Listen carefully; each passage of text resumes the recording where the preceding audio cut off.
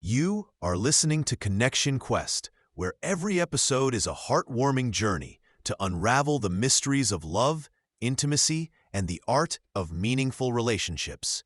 Join Miku as he explores the real, sometimes messy, always meaningful paths to building stronger, more vibrant romantic bonds. Forget quick fixes.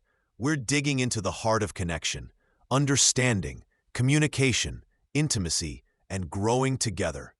Ready to deepen your relationship journey? Let's begin. Hey everyone, welcome back to Connection Quest. I'm Miku Lane, and today we're diving into a topic that often makes people's hearts race a little faster than usual, and that's vulnerability. Now, if you've been with us from the beginning, you know we love peeling back the layers of emotional intimacy. Last time, we touched on how personality types can affect our communication in romantic relationships, but today, let's take an intimate journey into how vulnerability threads into those conversations and connections. You know, the term vulnerability can often trigger a sort of defense mechanism, maybe bring up some uncomfortable feelings, and that's completely understandable. We're taught to build walls, be strong, not let anyone too close. But what if I told you that those very walls might be what's keeping you from experiencing the most profound love possible? I mean, why do you think we put up these walls to begin with? I think it comes from a place of protection. We build them as defense mechanisms to keep us from getting hurt. I've been there myself, and I know how appealing it is to stay in the safety of those walls. But here's the secret. Love isn't found in safety.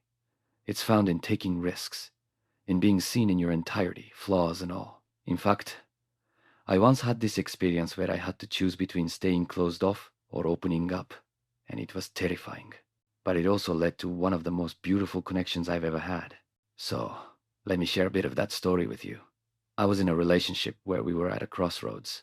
My partner felt I was distant, and I knew I had been holding back because of a fear of being vulnerable again. But there came a moment of truth where I thought, am I okay with losing this relationship because I can't open up?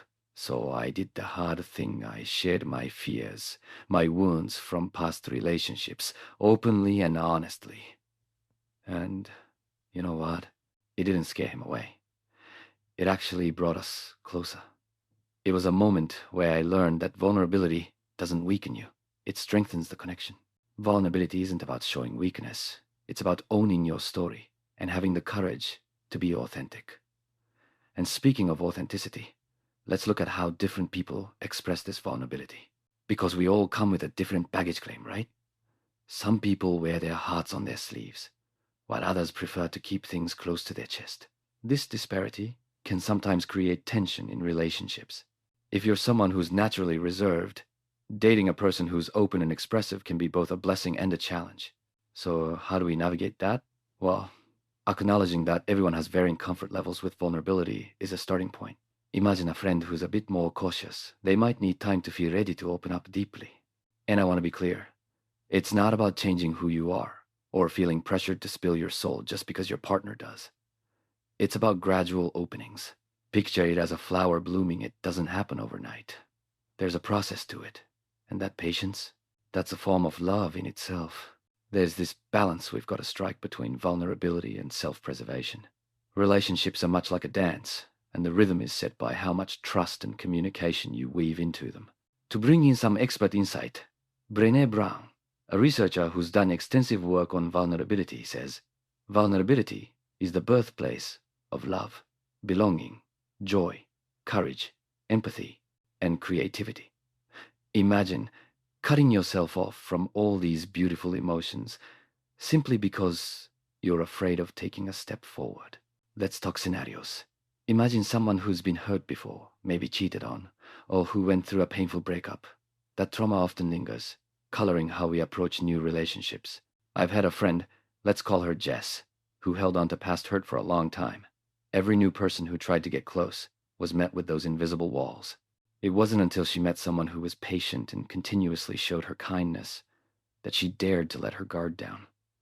Their relationship transformed when she finally allowed herself to show vulnerability. It wasn't easy, but by leaning into that discomfort, she found not just love, but also healing. In the quest to build your love, remember that connection starts with comfort. the kind of comfort that makes you want to stay in bed all day with your person. That's why I'm excited to share my latest discovery, Cozy Earth. Their bamboo sheet set is an absolute game changer. They're often called the world's softest sheets, and trust me, it's true. They're crafted from premium viscose from bamboo, meaning they're buttery soft, cooling, and moisture-wicking, so you and your partner can enjoy a perfectly restful, dry sleep. They're so luxurious, Oprah chose them for her favorite things 7 years in a row. Experience the luxury risk-free with a 100-night sleep trial and a 10-year warranty. Ready to upgrade your comfort connection? Visit CozyEarth.com and use my special code, ConnectionQuest, to save big on the best sleep of your life. That's CozyEarth.com. Code ConnectionQuest and start building your luxurious love.